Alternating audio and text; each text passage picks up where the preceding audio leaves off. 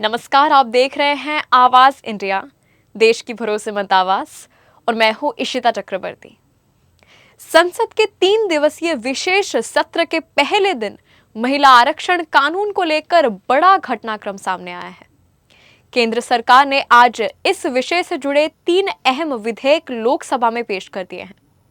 हालांकि इन विधेयकों को लेकर सदन में जोरदार हंगामा देखने को मिला। Congress, Samajwadi party, DMK, TMC और सीपीआईएम समेत कई विपक्षी दलों ने इसका कड़ा विरोध किया। लोकसभा में संविधान संशोधन विधेयक 2026 को पेश करने के प्रस्ताव पर मतदान कराया गया।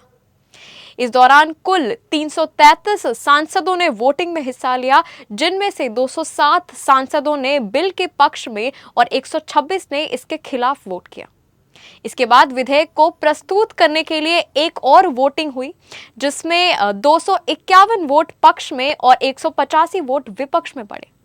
गृह मंत्री अमित शाह ने विपक्ष पर निशाना साधते हुए कहा कि विपक्ष बिल की मेरिट पर चर्चा करने के बजाय केवल तकनीकी आपत्तियां उठा रहा है। उन्होंने ये भी कहा कि महिला आरक्षण को लागू करने के लिए ये विधेयक जरूरी है और सरकार इस पर व्यापक चर्चा के लिए तैयार है। हालांकि सरकार इसे सुधार बता रही है, लेकिन कांग्रेस समेत पूरा विपक्ष इसे सियासी चाल बता रहा है।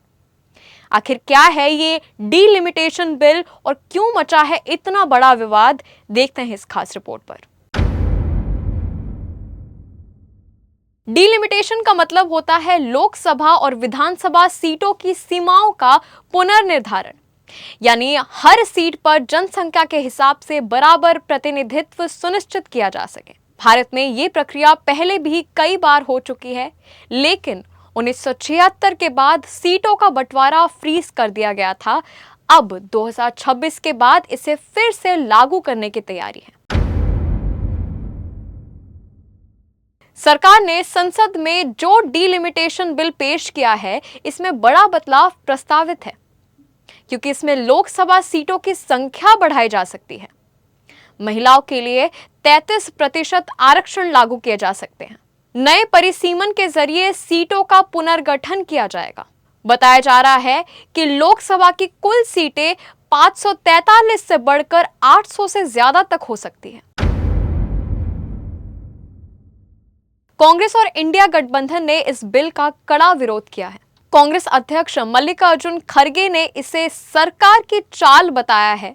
वहीं राहुल गांधी ने आरोप लगाया है कि ये कदम पिछड़े, दलित और आदिवासी समुदायों के लिए हिस्से को प्रभावित कर सकता है और कुछ राज्यों को ज्यादा फायदा पहुंचा सकता है। इस बिल को लेकर सबसे बड़ा विवाद उत्तर और दक्षिण भारत के बीच संतुलन को लेकर है। दक्षिणी राज्यों का कहना है कि उन्होंने जनसंख्या नियंत्रण में बेहतर काम किया है, लेकिन नए परिसीमन में उनकी सीटें अपेक्षाकृत कम पड़ सकती है, जबकि उत्तर भारत के राज्यों को ज्यादा फायदा मिल सकता है। इस पूरे बिल का एक अहम पहलू महिलाओं का आरक्षण भी है। सरकार चाहती है कि 2029 से लोकसभा और विधानसभाओं में 33% सीटें महिलाओं के लिए आरक्षित हो, लेकिन ये आरक्षण तभी लागू होगा जब डीलिमिटेशन प्रक्रिया पूरी होगी। विपक्ष का आरोप है कि ये बिल राजनीतिक फायदे के लिए लाया गया है। सीटों के नए बंटवारे से चुनावी समीकरण बदल सकते हैं और संघीय ढांचे पर असर पड़ सकता है। वहीं सरकार की बात कहे तो सरकार का कहना है कि ये कदम समान प्रतिनिधित्व और महिलाओं की भागीदारी बढ़ाने के लिए बहुत जरूरी है। ये सिर्फ एक कानून नहीं, बल्कि भारत के चुनावी सिस्टम का पूरा ढांचा बदल सकता है। इसमें संसद की सीटें बढ़ेंगी, राज्यों की ताकत बदल सकती है और आने वाले चुनावों की राजनीति पूरी तरह बदल सकती है। संसद में पेश हुआ डीलिमिटेशन बिल अब देश की सियासत का सबसे बड़ा मुद्दा बन चुका है। एक तरफ सरकार इसे सुधार बता रही है, तो दूसरी तरफ विपक्ष इसे लोकतंत्र के संतुलन के लिए खतरा बता रहा है। अब नजर इसी बात पर है कि क्या ये बिल पास होगा, और हां, अगर हुआ तो भारत की राजनीति किस दिशा में जाएगी। अब तक के लिए बस इतना ही। ब्यूरो रिपोर्ट, आवाज इंडिया।